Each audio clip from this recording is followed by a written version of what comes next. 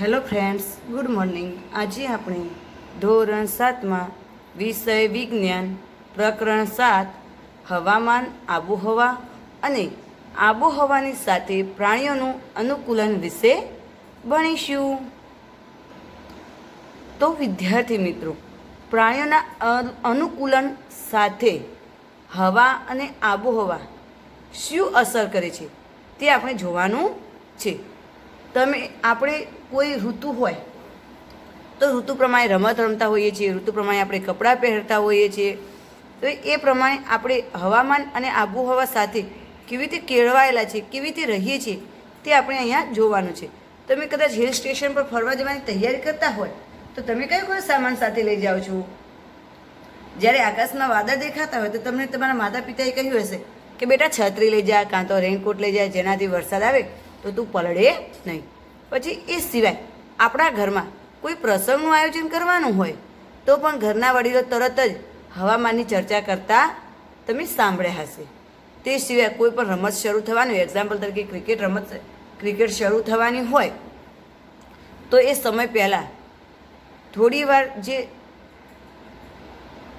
Commentary કરવાવાળા માણસો છે એ તરત જ તમને હવામાનની સૂચના આપે છે. તો આમ હવામાન આપણા રોજિંદા જીવનમાં, એટલે કે રોજના રોજ આપણા જે રોજિંદા જીવન છે, જેની જે આપણી રોજિંદી પ્રવૃત્તિઓ છે એ દિવસના હવામાનની આગાહી મુજબ યોજવામાં આવે છે. રેડિયો હોય, ટેલિવિઝન તથા ન્યૂઝપેપરમાં હવામાનના દૈનિક સમાચાર આપવામાં આવે છે.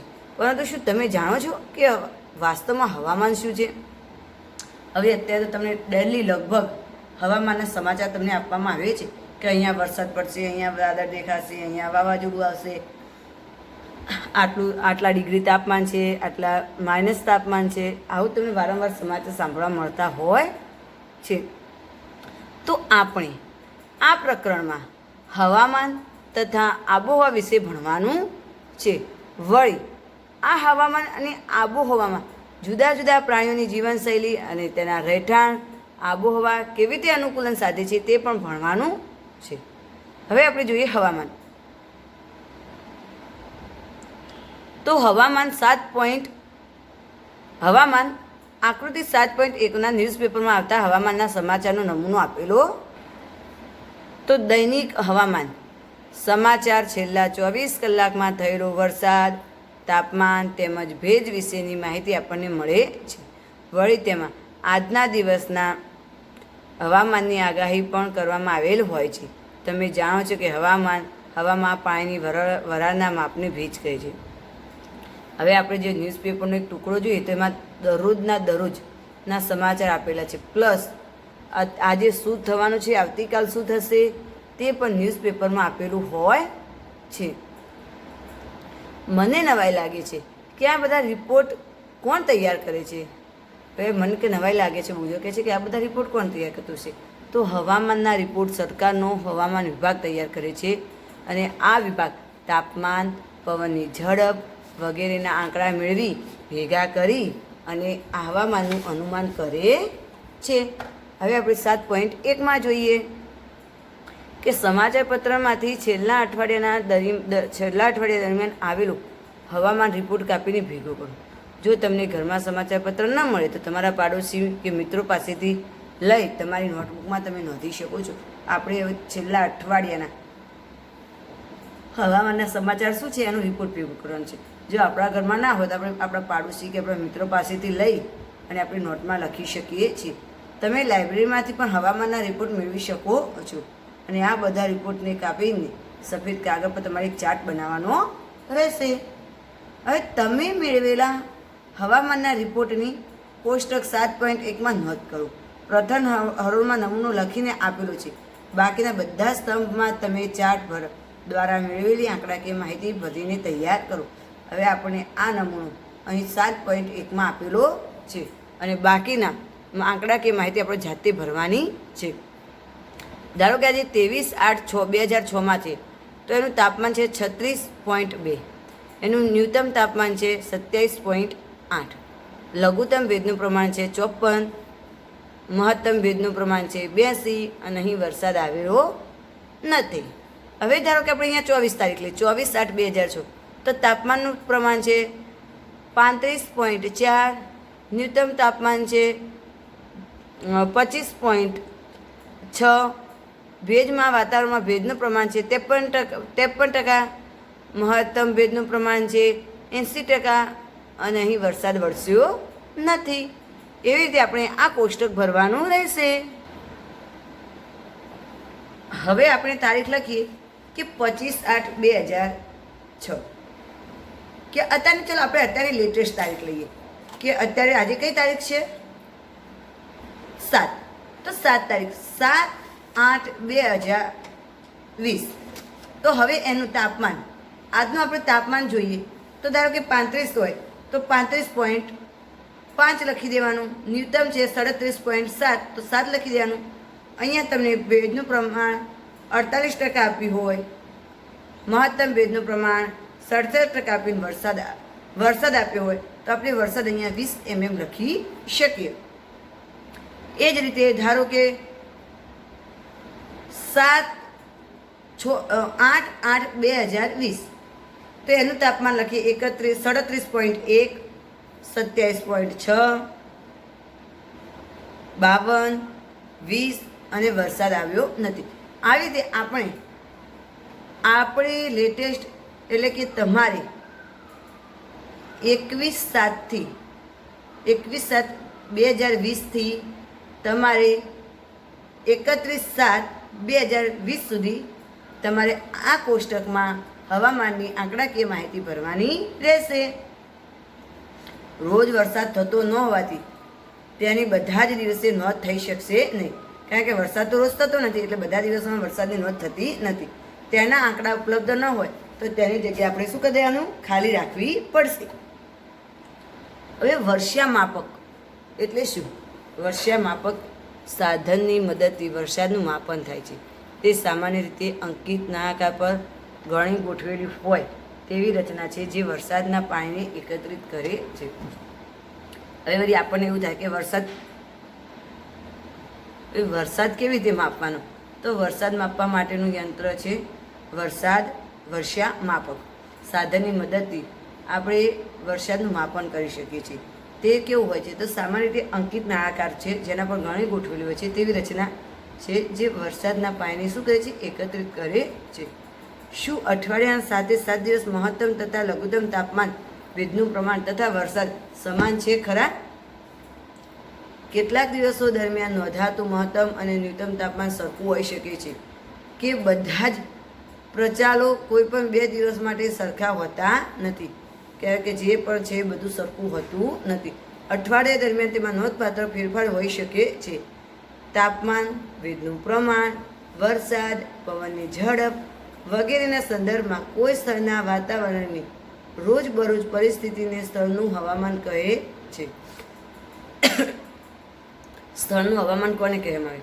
તો તાપમાન, ભેજનું પ્રમાણ, વરસાદ, પવનની ઝડપ વગેરેના સંદર્ભમાં કોઈ પણ સ્થળના વાતાવરણની જે રોજબરોજ પરિસ્થિતિ છે તેને આપણે સ્થળનું હવામાન કહીએ છીએ. તો તાપમાન, ભેજનું પ્રમાણ અને બીજા પરિબળોને હવામાનના મૂળ તત્વો કહે છે. હવે હવામાનના મૂળ તત્વો કોને કહેવામાં આવે છે? તો તાપમાન, ભેજનું પ્રમાણ અને બીજા પરિબળોને હવામાનના મૂળ તત્વો કહેવામાં આવે છે. કોઈ પણ સ્થળનું હવામાન રોજબરોજ તેમજ દર અઠવાડિયે બદલાતું રહે છે. તેથી જ આપણે એવું સામાન્ય રીતે કહી શકીએ છીએ કે આજે હવામાન ઘણું ભેજવાળું છે અથવા તો ગયા અઠવાડિયે હવામાન ઘણું ગરમ હતું. કોઈ પણ સ્થળનું હવામાન અઠવાડિયે બદલાતું રહે છે. તેથી જ આપણે એવું સામાન્ય રીતે કહી શકીએ છીએ આજે હવામાન ભેજવાળું છે, કે આજે ઘણો બફારો થાય છે, કે આજે ઠંડુ વાતાવરણ છે, ગયા અઠવાડિયા કરતાં આ અઠવાડિયામાં વાતાવરણ ખૂબ જ ગરમ છે. આવું આપણે કહી શકીએ છીએ, કહેતા હોઈએ છીએ. ધારો કે હમણાં આજે હવામાન, આજનો દિવસનું હવામાન આપણને ઠંડુ લાગે છે, કેમ કે આખો દિવસ વાદળ છે, જ્યારે 2 દિવસ પહેલાં હવામાન ખૂબ જ ગરમ હતું. હવામાન એ એવી જટિલ ઘટના છે કે તે સમયના ટૂંકા ગાળામાં બદલાઈ શકે છે. કેટલીક વાર તો એવું પણ બની શકે છે કે સવારે તડકો નીકળ્યો હોય, પરંતુ બપોરના સમયે અચાનક વાદળો ઘેરાઈ જાય અને ભારે વરસાદ પડવાનો શરૂ થાય છે. હવે હવામાન એક એવી જટિલ ઘટના છે કે એનો ટૂંકા સમયગાળામાં એ હવામાન પોતાનું ચેન્જ કરી દે છે. કેટલીક વખત સવારથી તડકો નીકળ્યો અને બપોર થતાં તો અચાનક ક્યાંકથી વાદળ આવી જાય અને ધોધમાર વરસાદ પડવા માંડે છે. અથવા તો ધોધમાર વરસાદ પડ્યો હોય તો મિનિટોમાં ગાયબ થઈ અને તડકો પણ નીકળી જાય છે. તમે ઘણીવાર જોતા હશો કે તડકો હોય અને વરસાદ પણ આવતો હોય છે, અને ઘણીવાર તડકો ન હોય કે વરસાદ ન હોય, એકલા વાદળ પણ જોવા મળે છે. તમે આવા અનુભવમાંથી જરૂર પસાર થયા હશો. તમે આવો કોઈ અનુભવને યાદ કરી અને તમારા મિત્ર સાથે ચર્ચા કરવાની છે કે હવામાન એ એવી જટિલ ઘટના છે કે તેનું અનુમાન કરવું સરળ નથી. હવામાન એક એવી જટિલ ઘટના છે કે જેનું અનુમાન કરવું આપણે સરળ રહેતું નથી. 3 ઓગસ્ટ 2006થી 9 ઓગસ્ટ 2006 સુધીનો મેઘાલયમાં આવેલા શિલોંગમાં નોંધાયેલો મહત્તમ તાપમાનનો આલેખ અહીં આપણે રજૂ કરેલો છે. અહીં વર્ષ 2006ના 3 ઓગસ્ટથી 9 ઓગસ્ટ સુધીનો મહત્તમ તાપમાનના ફેરફાર થયેલો આલેખ નોંધાય છે. ધારો કે 3 તારીખે તો અહીં છે 26.0 સેલ્સિયસ. પછી અહીંયા 4મી તારીખે આપણને આપેલું છે 23.5 સેલ્સિયસ. 5 તારીખે આપેલું છે આપણને 25.0 સેલ્સિયસ. 6 તારીખે આપણને આપેલું છે 22.0 સેલ્સિયસ. 7 તારીખે આપણને આપેલું છે 25.5 સેલ્સિયસ. 8 તારીખે આપણને 23.3 સેલ્સિયસ અને 9 તારીખે આપણને 24.4 સેલ્સિયસ મહત્તમ તાપમાન આપેલું છે. તો હવામાનના રિપોર્ટથી સ્પષ્ટ છે કે રોજ મહત્તમ અને ન્યૂનતમ તાપમાનની નોંધ કરવામાં આવેલી છે. તમે જાણો છો કે આ તાપમાન કેવી રીતે નોંધવામાં આવે છે? પ્રકરણ 4માં તમે શીખી ગયા કે આ માટે ખાસ પ્રકારનું થર્મોમીટર વાપરવામાં આવે છે, જેને મહત્તમ ન્યૂનતમ થર્મોમીટર કહે છે. હવે તમે લોકો જાણતા હશો કે આ હવામાન કેવી રીતે, તાપમાન કેવી રીતે નોંધવામાં આવે છે. તો આ તાપમાન નોંધવા માટે આપણે પ્રકરણ 4માં થર્મોમીટર વિશે ભણી ગયા હતા. તો જે હવામાન માપવાનું થર્મોમીટર છે એને મહત્તમ ન્યૂનતમ થર્મોમીટર તરીકે આપણે ઓળખીએ છીએ. તમે ધારી શકો છો કે દિવસ દરમિયાન મહત્તમ તાપમાન અને ન્યૂનતમ તાપમાન ક્યારે હોય છે. સામાન્ય રીતે દિવસનું મહત્તમ તાપમાન બપોરના સમયે, જ્યારે ન્યૂનતમ તાપમાન વહેલી સવારે હોય છે. મહત્તમ એટલે વધારે અને ન્યૂનતમ એટલે ઓછું. તો તાપમાન વધારે દિવસનો બપોરનો ટાઈમ હોય એટલે તાપમાન ગરમી વધારે લાગે, અને ન્યૂનતમ એટલે વહેલી સવારે તમને થોડું ઠંડુ લાગે છે. હવે તમે સમજી ગયા છો કે ઉનાળાના બપોરના સમયે શા માટે આપણને અકળામણ થાય છે અને વહેલી સવારે આપણને સારું લાગે છે. સૂર્યોદય અને સૂર્યાસ્તના સમય વિશે શું કહી શકાય? તમે જાણો છો કે શિયાળામાં વહેલું અંધારું થાય છે અને તમે રમવા માટે વધુ સમય મળતો નથી. તો શું શિયાળામાં ઉનાળાની સાપેક્ષે દિવસો ટૂંકા હોય છે? કે પ્રકરણના અંતે આવેલા પ્રોજેક્ટ પરથી શોધવા પ્રયત્ન કરજો. હવે શિયાળામાં સૂર્યોદય અને સૂર્યોદય એટલે સૂરજ ઉગવું અને સૂર્યાસ્ત એટલે સૂર્યોદય આથમવું. તો આ સમય દરમિયાન તમને ખબર છે કે શિયાળામાં વહેલું અંધારું કેમ થઈ જાય છે? તમને રમવા માટેનો સમય પણ ઓછો મળે છે. અને શિયાળામાં ઉનાળાની સાપેક્ષ શિયાળાના દિવસો કેવા હોય છે? ટૂંકા હોય છે. તો હવામાનમાં થતા બધા જ ફેરફાર સૂર્યને કારણે હોય છે. સૂર્ય ખૂબ જ ઊંચું તાપમાન ધરાવતો વાયુનો મોટો ગોળો છે. સૂર્ય આપણાથી ઘણો દૂર છે, તેમ છતાં સૂર્ય દ્વારા મળતી ઉર્જા વિપુલ પ્રમાણમાં હોવાથી તે પૃથ્વી પરની તમામ ઉષ્મા અને પ્રકાશનો સ્ત્રોત છે, જે હવામાનમાં ફેરફાર લાવે છે. અને સૂર્ય ઊર્જાનો પૃથ્વીની સપાટી તેમજ સમુદ્ર અને વાતાવરણ વડે થતું શોષણ, પરાવર્તન એ જે તે સ્થળનું હવામાન નક્કી કરવામાં અગત્યનો ભાગ ભજવે છે. જો તમે સમુદ્રકાંઠાના વિસ્તારમાં રહેતા હો તો તમને અનુભવ થશે કે તમારા સ્થળનું હવામાન એ રણ પ્રદેશ અથવા પહાડી પ્રદેશના હવામાન કરતાં જુદું જ છે. હવામાનમાં જે પણ ફેરફાર થાય છે બધા સૂર્યના કારણે થાય. સૂર્ય આપણાથી ઘણો દૂર છે, તેમ છતાં તે એના ઉપર તાપમાન વધારે છે અને વાયુનો મોટો ગોળો છે. એના સાથે વિપુલ પ્રમાણમાં એટલે કે ઘણી બધી ઉર્જા છે અને ઉષ્માનો અને પ્રકાશનો એક મોટો સ્ત્રોત છે. તે હવામાન ફેરફારમાં લાવે છે. પૃથ્વી ઉર્જા સૂર્ય ઉર્જાનું પૃથ્વી સપાટી તેમજ સમુદ્ર અને વાતાવરણને તેનું શોષણ થાય છે. તે શોષણના કારણે પરાવર્તન એ જે તે સ્થળનું હવામાન નક્કી કરવામાં અગત્યનો ભાગ ભજવે છે. જો તમે સમુદ્રકાંઠાના વિસ્તારમાં રહેતા હો તો તમને અનુભવ થશે કે તમારા સ્થળનું હવામાન અને રણ પ્રદેશ તથા પહાડી પ્રદેશોમાં રહેતા હોય તો તેના કરતાં જુદું હશે. હવે આપણે જોઈએ આબોહવા. તો હવામાન શાસ્ત્રીઓએ રોજ હવામાનની નોંધ કરે છે. કેટલાક દાયકાઓનો હવામાનનો રેકોર્ડ જાળવાયેલ હોય છે. આ પરથી જે તે સ્થળના હવામાનનું માળખું નક્કી કરવામાં મદદરૂપ થાય છે. હવે હવામાન શાસ્ત્રીઓ શું કહે છે? રોજબરોજ હવામાનની નોંધ કરે. કેટલાક દાયકાઓ એટલે કે વર્ષ પહેલાં હવામાનનો રેકોર્ડ જાળવી રાખે છે અને તે પરથી તે સ્થળના હવામાનનું માળખું નક્કી કરે છે. લગભગ 25 વર્ષ લાંબા ગાળાના હવામાનના માળખાને તે સ્થળની આબોહવા કહે છે. હવે આબોહવા એટલે શું? તો લગભગ 25 વર્ષના લાંબા ગાળાના હવામાનના માળખાને તે સ્થળની આબોહવા કહે છે. જો કોઈ પણ સ્થળ માટે મોટાભાગના સમયે તાપમાન વધારે મળે તો આપણે કહી શકીએ કે તે સ્થળની આબોહવા ગરમ છે. અને જો આ સ્થળના મોટા ભાગે સમય દરમિયાન વધારે વરસાદ પડતો હોય તો આપણે કહી શકીએ કે તે સ્થળની આબોહવા ગરમ અને ભેજવાળી હોય છે. જો વધારે તાપમાન હોય તો આપણે કહીએ કે આ પ્રદેશની હવા ગરમ છે. અને જો એ સમય દરમિયાન ભારે વરસાદ પડતો હોય ત્યાં તો આપણે તે સ્થળની હવાને આપણે આ ગરમ અથવા ભેજવાળી કહીએ છીએ.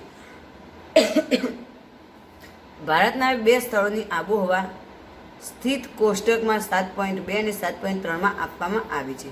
તો આપેલા મહિનાનું સરેરાશ તાપમાનના 2 તબક્કામાં જોવા મળે છે. પ્રથમ તો આપણે મહિના દરમિયાન નોંધાયેલ તાપમાનનું સરેરાશ તાપમાન જોવા મળે છે અને બીજું કે ઘણા વર્ષો દરમિયાન તાપમાનની સરેરાશ ગણતરી કરીએ છીએ. જે સરેરાશ તાપમાન દર્શાવે છે કે આપેલા 2 સ્થળોએ શ્રીનગર એટલે કે જમ્મુ કાશ્મીર અને તિરુવનંતપુરમ એટલે કે કેરેલા છે. તો આપણે અહીંયા જોઈએ 7.2 પહેલાં જોઈએ જમ્મુ કાશ્મીર આબોહવાની માહિતી. હવે જમ્મુ કાશ્મીરમાં ઠંડુ વાતાવરણ હોય છે એટલે એનું ન્યૂનતમ તાપમાન માઇનસમાં તમને લગભગ જોવા મળશે.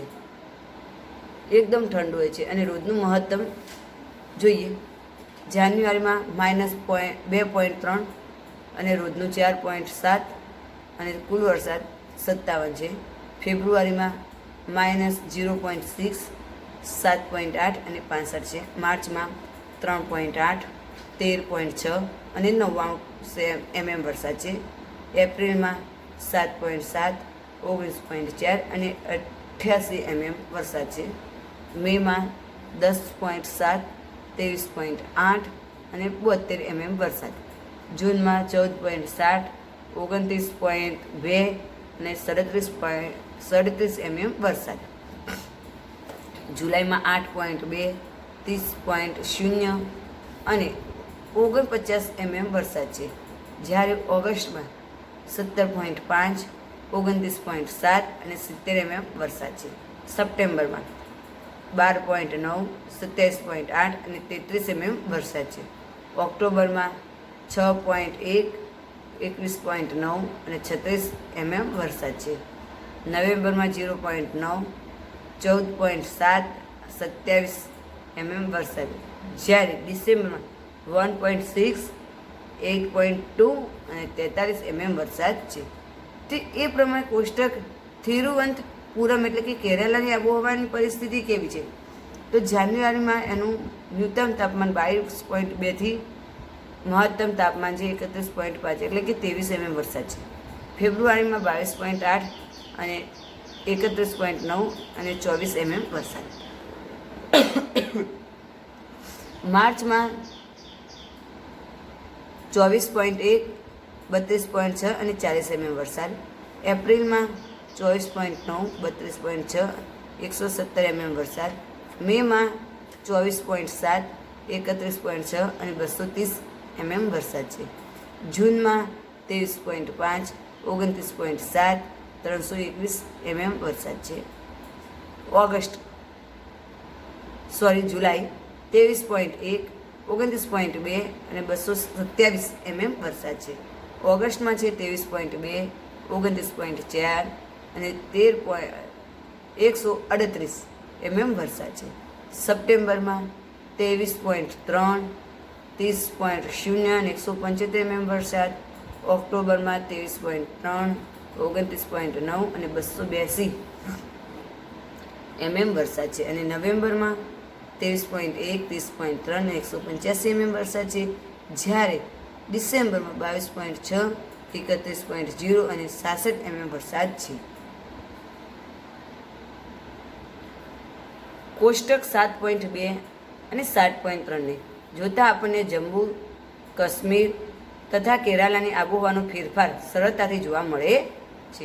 આપણે જોઈ શકીએ છીએ કે જમ્મુ કાશ્મીર કરતાં કેટલા વર્ષ દરમિયાન વધુ ગરમ તથા ભેજવાળી આબોહવા ધરાવે છે. તો પશ્ચિમ ભારતના રાજસ્થાન જેવા વિસ્તાર માટે જોવા મળે છે કે વર્ષના મોટાભાગના સમય દરમિયાન તાપમાન કેવું રહે છે? ઊંચું. પરંતુ શિયાળા દરમિયાન વર્ષના થોડાક મહિના માટે તાપમાન ઘણું નીચું હોય છે. આ પ્રદેશમાં વરસાદ પણ ઘણો ઓછો થાય છે, જે રણ પ્રદેશની લાક્ષણિક આબોહવા છે, જે ગરમ અને સૂકી હોય છે. ઉત્તર પૂર્વ ભારતમાં વર્ષના મોટા ભાગના સમય વરસાદ પડે છે. આથી આપણે કહીએ છીએ કે ઉત્તર પૂર્વ ભારતની આબોહવા ભેજવાળી છે. હવે આપણે વાતાવરણ અને અનુકૂલન વિશે ભણીએ. તો બધા જ સજીવો પર આબોહવાની ઊંડી અસર થાય છે. પ્રાણીઓ જે પરિસ્થિતિમાં રહેતા હોય તેમાં જીવંત રહેવા માટે અનુકૂલન સાધે છે. જે પ્રાણીઓ અતિશય ઠંડી કે ગરમ આબોહવામાં રહેલા હોય તેઓ સખત ઠંડી કે ગરમી બચવા માટે ખાસ વિશેષતાઓ ધરાવે છે.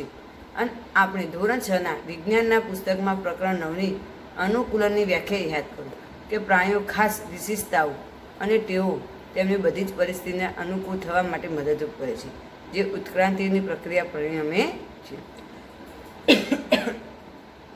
તમે ધોરણ 6માં પ્રકરણ 9માં અનુકૂલન વિશે ભણી ગયા છો.